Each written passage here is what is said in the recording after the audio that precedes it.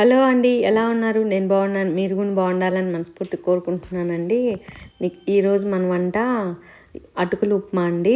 దీన్ని రకరకాలుగా పిలుస్తారు, నాకు వచ్చినట్టు చెప్తాను. నేను అటుకులు ఉప్మా చేస్తుంది మా అమ్మాయి, నేను ఇడిగా తెస్తున్నాను.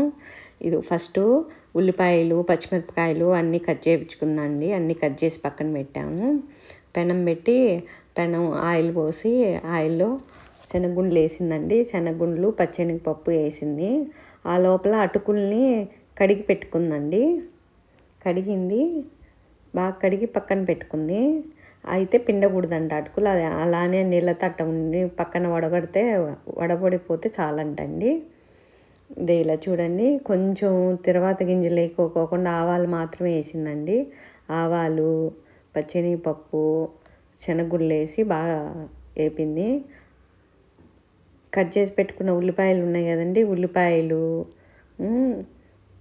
ఉల్లిపాయలు బంగాళదుంప కూడా కట్ చేసామండి. క్యారెట్ వేసుకోవచ్చు అంట, బంగాళదుంపే ఉంది. ఆ రోజు బంగాళదుంప కూడా వేసి 3 బాగా వేపేసింది. పచ్చిమిరపకాయలు, బంగాళదుంప అన్నీ వేసి వేపింది బాగా. నేను ఫస్ట్ టైం తింటామండి, అంటే మా ఇంట్లో చేస్తారులే కానీ నేను తిన్నానండి ఎప్పుడు.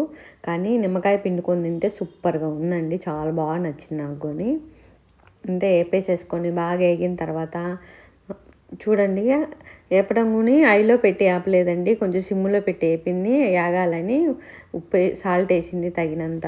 తను సాల్ట్ వేసి వేపుతుంది. మళ్ళీ బాగా ఇలానే వేపుకుంటూ కరివేపాకు కూడా వేసిందండి. దాంట్లో కరివేపాకు, పసుపు కూడా వేసేసింది. పసుపు వేసి బాగా వేపేసిందండి. సింపుల్గా పిల్లలకి లంచ్కి కానీ మనం ఏదైనా తినాలనుకుంటే టిఫిన్లు ధర బాగా తినచ్చు. కొత్తిమీర వేసేసిందండి. కొత్తిమీర, పచ్చిమిరపకాయలు వేపి బాగా వేపేసేసింది. చాలా తొందరగా అయిపోయిందండి, కరెక్ట్గా 10 నిమిషాల్లో చేసేసింది తను. నానబెట్టిన అటుకులు ఉంటాయి కదండి, అవి నీళ్ళు వడవడిపోయినాయి, అది అలా వచ్చేసినాయి. ఇంకా వేసి వేపేసిందండి. అలా పొడిగా అయిపోయినాయి, అసలు మరమరాలు అయిపోయినట్టు అయిపోయినాయి.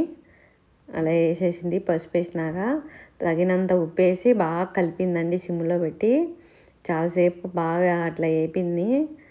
నిమిషాల్లో టిఫిన్ అయిపోయింది అనిపించింది నాకు. మీ అందరికి కూడా చూపిద్దాం ట్రై చేస్తారు.